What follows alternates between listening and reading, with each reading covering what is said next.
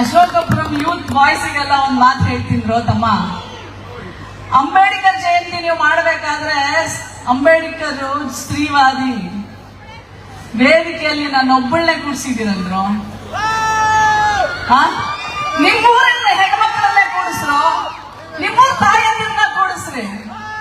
ನೀವೆಲ್ಲಿಂದನೂ ಕರ್ಕೊಂಡ್ ಬರ್ಬೇಕಾಗಿಲ್ಲ. ಮುಂದಿನ ಸಲ ಅರ್ಥದಷ್ಟು ಹೆಣ್ಮಕ್ಳನ್ನ ಕೂಡಿಸ್ರಿ. ಅಂಬೇಡ್ಕರ್ ಆತ್ಮಕ್ಕೆ ನಿಜವಾಗ್ಲೂ ಶಾಂತಿ ಸಿಗತ್ತೆ, ಖುಷಿ ಆಗ್ತಾರೆ. ಯಾಕಂದ್ರೆ ಅಂಬೇಡ್ಕರ್ ಅವರು ಒಂದು ಮಾತು ಹೇಳ್ತಾ ಇದ್ರು, ಒಬ್ಬ ನಾಯಕನಿಗೆ 2 ಪರೀಕ್ಷೆ ಪಾಸ್ ಆಗ್ಬೇಕಂತೆ. ಒಂದು, ಅಧಿಕಾರಹೀನರನ್ನ ಹೆಂಗ್ ನೋಡ್ತಾರೆ. ಅಧಿಕಾರಹೀನರು ಅಂದ್ರೆ ಬರೀ ಗಂಡಸರೇ ಆಗೋಲ್ಲ ತಮ್ಮ. ನಿಮ್ ಮನೇಲಿ ಎಲ್ಲ ಹೆಣ್ಮಕ್ಳು ಅಧಿಕಾರಹೀನರೇ, ಹೌದು ಇಲ್ಲ? ಇಲ್ದಿದ್ರೆ ಇಷ್ಟೊತ್ತಿಗೆ ಅರ್ಧ ಸಭೆ ಹೆಣ್ಮಕ್ಳನ್ನ ಕೂಡಿಸ್ತಿದ್ರಿ. ಮಹಿಳಾ ಆಯೋಗದ ಅಧ್ಯಕ್ಷನ್ ಕರೆಸಿದೀರ, ಸಂವಿಧಾನದ ಒಂದು ಹುದ್ದೆಯನ್ನ ಇಟ್ಕೊಂಡಿದ್ದೀನಿ ನಾನು. ನಮ್ ಹೆಣ್ಣು ಮಕ್ಕಳಿಗೆ ಅವಕಾಶ ಕೊಡಬೇಕು. ಎಲ್ಲಿವರೆಗೂ ಅರ್ಥದಷ್ಟು ಅಶೋಕಪುರಂನ ಹೆಣ್ಣು ಮಕ್ಕಳು ಸಮಾನತೆ ಸಾಧಿಸೋದಿಲ್ವೋ ಅಲ್ಲಿವರೆಗೂ ಅಂಬೇಡ್ಕರ್ ಜಯಂತಿಗೆ ಅರ್ಥ ತುಂಬೋದಿಲ್ಲ. ಮಾಡ್ತಾ ಇದ್ದೀರಾ ನೀವೆಲ್ಲರೂ, ನಾನು ಒಪ್ಕೊಂಡೆ. ಬಟ್ ತಾಯಿಯಾಗಿ ನಾನು ಹೇಳ್ತೀನಿ, ನಿಮ್ ಹೆಣ್ಮಕ್ಳಿಗೆ ಅವಕಾಶ ಕೊಡಿ. ನೀವು ನಿಮ್ಮೂರಲ್ಲಿ ನಿಮ್ ವೇದಿಕೆ ಕೊಟ್ಟಾಗ ಇನ್ನೊಂದೂರಿಗೆ ಇನ್ನೊಂದು ವೇದಿಕೆ ಸಿಗುತ್ತಪ್ಪ. ನಮ್ಮೂರಲ್ಲಿ ನಮ್ಮ ಹೆಣ್ಮಕ್ಳಿಗೆ ವೇದಿಕೆ ಕೊಡ್ಲಿಲ್ಲ ಅಂದ್ರೆ ಎಲ್ಲೂ ಸಿಗೋದಿಲ್ಲ. ರಮಾಬಾಯಿ ಅವರಿಗೆ ಚಪ್ಪಾಳೆ. ಹೆಣ್ಮಕ್ಳಾದ್ರೂ ಹೊಡಿರಪ್ಪ ಚಪ್ಪಾಳೆ. ಹೆಣ್ಮಕ್ಳು ಹೊಡಿತೀರಾ ಇದ್ರು? ಜೋರಾಗಿ ಹೊಡಿಬೇಕಪ್ಪ. ಯಾಕೆಂದ್ರೆ ನಾನು ಯಾವಾಗ್ಲೂ ಹೇಳ್ತಿರ್ತೀನಿ, ನಾನು ಅಂಬೇಡ್ಕರ್ ಮಗಳು ಅಂತ. ಅಂಬೇಡ್ಕರ್ ಕಡೆಯವರೆಗೂ ಜಾತಿಯ ವಿನಾಶಕ್ಕೆ ಹೋರಾಟ ಮಾಡಿದ್ರೆ ಹೊತ್ತು ಸ್ವಾರ್ಥಕ್ಕಲ್ಲ. ಎಲ್ಲಿಯವರೆಗೂ ಈ ಜಾತಿ ಅನ್ನೋದು ಈ ದೇಶದಲ್ಲಿ ಅಳಿಸಿ ಹೋಗೋದಿಲ್ಲ, ಅಲ್ಲಿವರೆಗೂ ಸಮಾನತೆ ಖಂಡಿತವಾಗ್ಲೂ ಸಾಧಿಸೋದಕ್ಕಾಗೋದಿಲ್ಲ ಅಂತ ಅವರಿಗೆ ಗೊತ್ತಿತ್ತು. ಅವರು ಕಡೆಗೆ ಹುಷಾರಿಲ್ದಂಗೆ ಆಗ್ಬಿಡ್ತಾರೆ. ಕಡೆಗೆ ಅವಾಗ ಅವರ ಒಬ್ರು ಆಪ್ತ ಕಾರ್ಯದರ್ಶಿ ಇರ್ತಾರೆ, ನಾನಕ್ ಚಂದ್. ಕಣ್ಣಲ್ಲಿ ನೀರು ತುಂಬಿಕೊಂಡು ಹೇಳ್ತಾರೆ, ನಾನಕ್ ಚಂದ್, ನಾನು ನನ್ನ ಜನನ ನಾನು ಬದುಕಿರ್ಬೇಕಾದ್ರೇನೆ ಸರ್ ಕೇಳಿಸ್ಕೋಬೇಕು ಸರ್.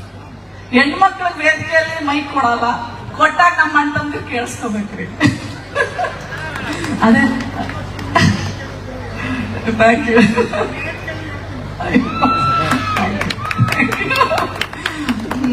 ಅಂದ್ರೆ ನಾಲ್ಕು ಚಂದವ್ರಿಗೆ ಅಣ್ಣ ಹೇಳ್ತಾರೆ,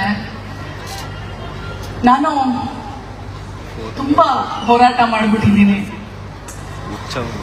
ನನ್ನ ಹೆಂಡತಿ ರಮಾಬಾಯಿ ಮದುವೆ ಆಗಿ ಬಂದಾಗ ಎಲ್ಲ ಹೆಂಡತಿಯರು ಯಾವ ತರ ಗಂಡ ನಮ್ಗೆ ಸುಖ ಕೊಡಬೇಕು, ನನ್ನನ್ನು ಸಂತೋಷವಾಗಿಡಬೇಕು ಅಂತ ರಮಾಬಾಯಿ ಅವರು ನನ್ನ ಹೆಂಡತಿ ನನ್ನ ಮನೆಗೆ ಬರ್ತಾಳೆ. ಆದ್ರೆ ನಾನು ಅವಳಿಗೆ ಯಾವ ಸುಖನೂ ಕೊಡ್ಲಿಲ್ಲ. ಬಟ್ ಆದ್ರೆ ಒಂದು ದಿನಾನು, ಯಾಕ್ರಿ ನೀವು ನನಗೆ ಸಮಯ ಕೊಡ್ಲಿಲ್ಲ, ಯಾಕ್ರಿ ನಮ್ಗೆ ನೀವು ಊಟ ತಂದಾಗ್ತಾ ಇಲ್ಲ, ಬಟ್ಟೆ ತಂದಾಗ್ತಾ ಇಲ್ಲ, ಹಣ ಕೊಡ್ತಿಲ್ಲ, ನನ್ನ ಮಕ್ಕಳನ್ನ ಸಾಕ್ತಾ ಇಲ್ಲ, ನನ್ನನ್ನು ಸಾಕ್ತಿಲ್ಲ ಅಂತ ಕೇಳಲಾರ್ದೆ ಮೌನವಾಗಿನೇ ಶಕ್ತಿಯಾಗಿ ಅಂಬೇಡ್ಕರ್ ಜೊತೆಯಲ್ಲಿ ನಿಂತ್ಕೊಳ್ತಾಳೆ. ಅಂಬೇಡ್ಕರ್ ಅವರು ಹೇಳ್ತಾರೆ, ನೀನೇನಾದ್ರೂ ರಮಾ ನನ್ನ ಜೊತೆ ನೀನ್ ನಿಂತ್ಕೊಳ್ಳಿಲ್ಲ ಹಾಗೆ ಅಂದಿದ್ರೆ ನಾನು ಒಣಗೋಗಿರ ಒಂದು ಎಲೆ ತರ ತೂರ್ಕೊಂಡು ಎಲ್ಲೋ ಹೋಗ್ಬಿಡ್ತಿದ್ದೆ. ಆದ್ರೆ ನೀನ್ ಯಾವುದು ನನ್ನ ಮನೆಯ, ನನ್ನ ಮಕ್ಕಳ, ನಿನ್ನ ನೋವನ್ನ ಒಂದು ದಿನ ನಾನು ಈ ತರ ಅನುಭವಿಸ್ತಾ ಇದ್ದೀನಿ, ನಾನು ಕಷ್ಟದಲ್ಲಿದ್ದೀನಿ, ನನ್ನ ಮಕ್ಕಳನ್ನ ಸಾಕ್ಬೇಕು, ನೀವು ದುಡ್ಡು ತಂದ್ಕೊಡ್ಬೇಕು ಅಂತ ಒಂದು ದಿನ ಕೇಳಲಿಲ್ಲ. ನನ್ ಗಂಡ ಓದು ಬರಹ ಕಲ್ತಿದ್ದಾನೆ, ಸಭೆ ಸಮಾರಂಭಗಳನ್ನ ಅಟೆಂಡ್ ಮಾಡ್ತಾ ಇರ್ತಾರೆ, ಹೋರಾಟ ಚಳುವಳಿಗಳನ್ನ ಮಾಡ್ತಾ ಇದ್ದಾರೆ, ನನ್ನ ಜನರಿಗೆ ನ್ಯಾಯಸಮ್ಮತವಾದ ಸಮಾನತೆಯ ಕಡೆ ಹೋರಾಟ ಮಾಡ್ತಾ ಇದ್ದಾರೆ ಅಂತ ಹೇಳಿ ಆ ಹೆಂಡತಿ ಮೌನದಲ್ಲಿ ಬೆರಣಿ ತಟ್ಟು ಬಿಟ್ಟು ಬೆರಣಿಯನ್ನ ಮಾಡ್ತಿದ್ರಂತೆ ರಮಾದೇವಿಯವರು. ಮಕ್ಕಳು ಒಂದಿಂದೆ ತಾಯಿ ಸತ್ತಾಗ್ಲೂ ಅಷ್ಟೇ 38-39 ವರ್ಷದಲ್ಲಿ ರಮಾಬಾಯಿ ಅವರು ಸತ್ತೋಗ್ಬಿಡ್ತಾರೆ. ಕಾಯಿಲೆ, ರಕ್ತಹೀನತೆ. ಒಂದು ಮಕ್ಕಳು ಹೆತ್ತ ಮೇಲೆ ಅವರಿಗೆ ಶಕ್ತಿನೇ ಇರೋದಿಲ್ಲ, ಸರಿಯಾದ ಊಟ ಇರಲ್ಲ, ಸೊ ಹಾಗಾಗಿ 1940ರಲ್ಲಿ ದ ಪಾರ್ಟಿಷನ್ ಆಫ್ ಇಂಡಿಯಾ ಅಂತ ಒಂದು ಪುಸ್ತಕ ಬರೀತಾರೆ ಅಂಬೇಡ್ಕರ್ ಅವರು. ಅದನ್ನ ತನ್ನ ಹೆಂಡತಿಗೆ ಸಮರ್ಪಣೆ ಮಾಡ್ತಾರೆ. ಯಾಕೆ ಈ ಮಾತು ಹೇಳ್ತೀನಿ ಅಂದ್ರೆ, ಅಷ್ಟೊಂದು ಪ್ರೀತಿ, ಅಷ್ಟೊಂದು ಗೌರವ ಅಂಬೇಡ್ಕರ್ಗೆ. ತನ್ನ ತಾಯಿ ಭೀಮಾಬಾಯಿ ತಾನು ಊಟ ತಿನ್ನಲಾರ್ದೆ ತನ್ನ ಮಕ್ಕಳಿಗೆ ಊಟ ಉಣಿಸಿ ಸತ್ತೋಗ್ತಾಳೆ, ಹಸಿವಿನಿಂದ ಸತ್ತೋಗ್ತಾಳೆ. ಹೆಂಡತಿನೂ ಹಾಗೆ ಮಕ್ಕಳಿಗೆ ಗಂಡನಿಗೋಸ್ಕರ ತನ್ನ ಜೀವವನ್ನ ಮುಡುಪಾಗಿಟ್ಟು ಸತ್ತೋಗ್ಬಿಡ್ತಾಳೆ. ಅವ್ರು ನೋಡ್ತಾರೆ, ಹೊರದೇಶಕ್ಕೆ ಓದಕ್ ಹೋದಾಗ ಅಲ್ಲಿ ಹೆಣ್ಣು ಮಕ್ಕಳು ಒಂದಿದ್ರೆ ಹಡಿಯೋದಿಲ್ಲ, ಅಲ್ಲಿ ಫ್ಯಾಮಿಲಿ ಪ್ಲಾನಿಂಗ್ ಇರುತ್ತೆ. 2 ಮಕ್ಕಳು ಬೇಡ ಅಂತಂದ್ರೆ ಹೋಗ್ಬಿಟ್ಟು ಆಪರೇಷನ್ ಮಾಡಿಸ್ಕೊಂಡ್ಬಿಡ್ತಾರೆ. ನನ್ನ ದೇಶದಲ್ಲಿ ಯಾಕೆ ಇಲ್ಲ? ನನ್ನ ದೇಶದಲ್ಲಿ ಹೆಣ್ಣು ಮಕ್ಕಳನ್ನ ಯಾಕೆ ಹೆರಿಗೆ ಯಂತ್ರದ ತರ ಎಲ್ರೂ ನೋಡ್ತಾರೆ? ನನ್ನ ದೇಶಕ್ಕೂ ಸಹ ಕುಟುಂಬ ಯೋಜನೆ ಸಿಗಬೇಕು ಅಂತ ಹೇಳಿ ಅವತ್ತೇ ಹೇಳ್ತಾರೆ 1928ರಲ್ಲಿ, ನಮ್ಮ ಹೆಣ್ಣು ಮಕ್ಕಳಿಗೆ ಫ್ಯಾಮಿಲಿ ಪ್ಲಾನಿಂಗ್ ಬೇಕು. ನಮ್ಮ ಹೆಣ್ಣು ಮಕ್ಕಳು ಒಂದ್ರಿಂದ ಮಕ್ಕಳನ್ನು ಹಡಿದು ದೈಹಿಕವಾಗಿ ಮಾನಸಿಕವಾಗಿ ನಿಶಕ್ತಿ ಒಂದು ಬೇಗ ಸಾಯ್ತಾ ಇದ್ದಾರೆ. ಆ ಹೆಣ್ಣು ಮಕ್ಕಳಿಗೆ ಫ್ಯಾಮಿಲಿ ಪ್ಲಾನಿಂಗ್ ಬೇಕು ಅಂತ 1920 ನನಗೆ ನೆನಪಿದೆ. ನಾವು 7 ಜನ ಮಕ್ಕಳು. ನಮ್ಮ ತಾಯಿ ನಮ್ಮ ತಂದೆ ಹೇಳ್ತಾರೆ ಆಪರೇಷನ್ ಮಾಡಿಸ್ಕೊ ಅಮ್ಮಯ್ಯ ಅಂತ. ನಮ್ಮ ತಾಯಿ ಅಯ್ಯೋ ನಂಗೆ ಭಯ. ಅವಾಗ ಇನ್ನ ಆಪರೇಷನ್ ಇನ್ನ ಹೊಸದಾಗಿ ನಮ್ ದೇಶಕ್ಕೆ ಬಂದಿತ್ತು. ನನ್ಗೆ ಭಯ ಅಂತಾರೆ. ಅಂದ್ರೆ ಇವತ್ತು ಎಲ್ಲಿ ಆಸ್ಪತ್ರೆಗಳಲ್ಲಿ ನಮಗೆ 2 ಮಕ್ಕಳ 1 ಮಕ್ಕಳ ಹೋಗಿ ಆರಾಮಾಗಿ ಆಪರೇಷನ್ ಮಾಡಿಸ್ಕೊಂಡು ನಾವು 100 ವರ್ಷ ಆರೋಗ್ಯವಾಗಿ ಬದುಕಕ್ಕೂ ಇವತ್ತಿಗೆ ಕಾರಣಕರ್ತರು ಡಾಕ್ಟರ್ BR ಅಂಬೇಡ್ಕರ್. ನಾವು ಹೆಣ್ಣು ಮಕ್ಕಳು ಅವರನ್ನ ನೆನೆಯಲೇ ಇಲ್ಲ ಅಂತಂದ್ರೆ ಸಾಧ್ಯನೇ ಇಲ್ಲ. ಅವತ್ತಿನ ಕಾಲಕ್ಕೆ ಗಂಡಸರು ಎಷ್ಟು ಜನ ಬೇಕಾದ್ರೂ ಮದುವೆ ಆಗ್ಬೋದಾಗಿತ್ತು. ನೀನ್ ನೋಡ್ರಿ, ಅವತ್ತಿನ ಕಾಲಕ್ಕೆ ಊರಿಗೆ ಹೋಗ್ತಾ ಇದ್ರೆ ಒಬ್ಬೊಬ್ಬರನ್ನ ಮಾಡ್ಕೊಂಡ್ ಬರೋರಂತೆ. ಮನೆಗೆ ಬರೋದು ಎಷ್ಟೋ ಸಲ ಇಟ್ಕೊಂಡವಳು ಮನೆಗೆ ಬಂದ್ಬಿಡೋಳಂತೆ. ಪಾಪ ಕಟ್ಕೊಂಡವಳಲ್ಲಿ ಮೂಲೆಯಲ್ಲಿ ಕುತ್ಕೋಬೇಕಿತ್ತಂತೆ. ಅಂಬೇಡ್ಕರ್ ಎಲ್ರು ನಮ್ಗೆ ಹೇಳ್ತಾ ಬಂದ್ರು ಶತಮಾನದಿಂದ, ಹೊಡಿತಾರೆ ಬಡ್ಸ್ಕೋ, ಗಂಡನ್ ಮಾತ್ರ ಬಿಟ್ಟು ಹೋಗ್ಬಾರ್ದು ನೀನು. ಅವ್ನು ಇನ್ನೊಂದೇನೋ ಇಟ್ಕೊಂಡಿದ್ದಾನ, ಇಟ್ಕೊಳ್ಳಿ ಸರಿ ಮಾಡಿ ನೀನು. ಸಾಯೋಗು ಹೊಡಿತಾನೆ, ಹೊಡ್ಸ್ಕೊಳ್ತಾಳೆ ಅವಳು. ಬಟ್ ಅಂಬೇಡ್ಕರ್ ಬಂದ ಮೇಲೆ ಹೇಳ್ತಾರೆ ಅಳ್ಬೇಡವಾ, ಒಡ್ಸ್ಕೋಬೇಡವಾ, ಕಾನೂನು ಮಾಡಿದ್ದೀನಿ. ಅವನೇನಾದ್ರೂ ಹೊಡೆದ್ರೆ ಕೌಟುಂಬಿಕ ದೌರ್ಜನ್ಯದ ಅಡಿ ಕಾನೂನಡಿ ಅವನನ್ನ ಕೇಸ್ ಬುಕ್ ಮಾಡು. ಭಯನಾದ್ರೂ ಇರುತ್ತೆ ಅವನಿಗೆ. ನಾನೇನಾದ್ರೂ ನನ್ನ ಹೆಂಡತಿನ ಹೊಡೆದ್ರೆ ಕೇಸ್ ಆಗುತ್ತೆ. ನಿನ್ನ ಬಿಟ್ಟು ಹೋಗಕ್ಕಲ್ಲ ತಮ್ಮ, ಬಟ್ ಭಯ ಇರ್ಬೇಕು ನಿಮಗೆ. ಒಡ್ಸ್ಕೊಳಕ್ಕೆ ನಾವು ವಸ್ತುಗಳಲ್ಲ, ನಾವು ನಿಮ್ ಹಾಗೆ. ಅದೇ ಅಂಬೇಡ್ಕರ್ ಹೇಳಿದ್ರು. ಅಲ್ಪಸಂಖ್ಯಾತರು ಏನಾದ್ರೂ ಈ ದೇಶದಲ್ಲಿ ಇದ್ರೆ ಅದು 50% ಇರೋ ಹೆಣ್ಣು ಮಕ್ಕಳು ಅಂತ ಹೇಳ್ತಾರೆ. ಹೆಣ್ಣು ಮಕ್ಕಳಿಗೆ ಅಧಿಕಾರನೂ ಇಲ್ಲ, ಸವಲತ್ತುಗಳು ಇಲ್ಲ. ನೀವು ಅದ್ರಲ್ಲಿ ಯಾರಾದ್ರೂ ನೋಡ್ಕೊಳ್ರಿ, ಬ್ರಾಹ್ಮಣರ ಹೆಣ್ಣು ಮಕ್ಕಳಿಗೆ ಮಂತ್ರೋಪದೇಶ ಇಲ್ಲ. ಅಲ್ಲಿಂದ ನೋಡ್ಕೊಂಡ್ ಬರ್ರಿ. ಅಂದ್ರೆ ಹೆಣ್ಣಿಗೆ ಯಾವ್ದು ಜಾತಿ ಇಲ್ಲ, ಯಾವ್ದು ಧರ್ಮ ಇಲ್ಲ, ಎಲ್ಲಾದ್ರಲ್ಲೂ ಒಂದೇ ತರ. ನಾವು ಗಂಡಸ್ ಮಕ್ಳಿಗೆ ಮಾತ್ರ ವರ್ಣಧರ್ಮ, ನಾವ್ ಎಲ್ಲಾ ಧರ್ಮದಲ್ಲೂ ಹಂಗೆ. ಅಲ್ಲಿ ಬ್ರಾಹ್ಮಣರನ್ನ ತಗೊಳ್ರಿ, ನಾವು ಆ ಹೆಣ್ಣು ಮಕ್ಕಳನ್ನ ಮಂತ್ರೋಪದೇಶ ಯಾಕೆ ಮಾಡಲ್ಲ ಅಂದ್ರೆ ಅವಳು ಅಶುದ್ಧಳು ಅಂತ. ಅವಳಿಗೆ ಅಶುದ್ಧಳು ಅಂದ್ರೆ ಪ್ರತಿ ತಿಂಗಳು ನಾವು ಹೊರಗಡೆ ಆಗ್ತೀವಲ್ಲ, ಹಾಗಾಗಿ ನಮ್ಗೆ ಮಂತ್ರೋಪದೇಶ ಮಾಡಿದ್ರೆ ನಾವು ಅದು ದೇವರಿಗೆ ಸಲ್ಲೋದಿಲ್ಲ ಅಂತೆ. ಆ ಹೆಣ್ಣು ಮಕ್ಕಳು ಇಂದ್ರಿಯಗಳನ್ನ ನಿಗ್ರಹಿಸಲಿಕ್ಕೆ ಆಗುದಿಲ್ಲ ಅಂತ, ಅವಳು ಸಾಯೋವರೆಗೂ ಅಶುದ್ಧಳಾಗಿರ್ತಾಳೆ ಅಂತ ಹೇಳ್ತಾರೆ. ಮನುಸ್ಮೃತಿಯಲ್ಲಿ ಬರ್ದಿದೆ ಹಂಗಂತ. ಅದೇ ಒಕ್ಕಲ್ತನ ಮಾಡುವಂತ ಗಂಡು ಮಕ್ಕಳು ನೋಡ್ರಿ, ಆ ಹೆಣ್ಣು ಮಗಳು ಅಲ್ಲೂ ಹೋಗಿ ದುಡಿತಾಳೆ, ಮನೆಯಲ್ಲೂ ದುಡಿತಾಳೆ. ಯಾರಾದ್ರೂ ಆ ಹೆಣ್ಣು ಮಗಳ ಹೆಸರಿಗೆ ಆಸ್ತಿ ಬರ್ಕೊಡ್ತಾರ? ಎಷ್ಟ್ ಜನ ಇಲ್ಲಿ ಹೆಣ್ಣು ಮಗ ಹೆಂಡತಿಯರಿಗೆಲ್ಲ ಆಸ್ತಿ ಬರ್ಕೊಟ್ಟಿದ್ರ? ಕೈ ಎತ್ತಿ. ಒಬ್ರು ಇಲ್ವಲ್ರು? ಬರ್ಕೊಟ್ಟಿಲ್ವಲ್ರು?